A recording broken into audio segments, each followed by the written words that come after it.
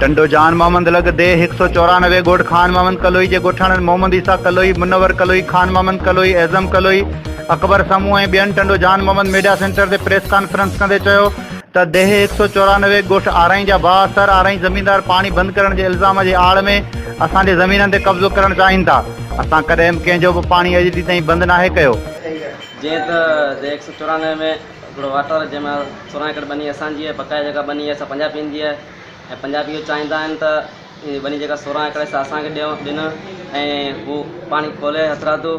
ऐं उन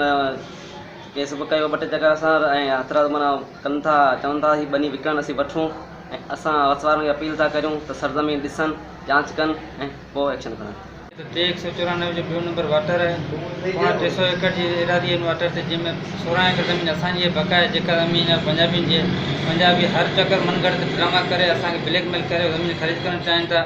ऐं हर चक्कर असांखे पूरी एफआईआरूं कटाइनि था ऐं पाण हथनि सां पाणी खोले वरी असांखे ख्वार करण जे लाइ वरी असांजे ख़िलाफ़ प्रेस कॉन्फ्रेंस कनि था। असीं वसवारनि खां अपील था करियूं त सरज़मीन चेक करे असां इंसाफ़ कयो।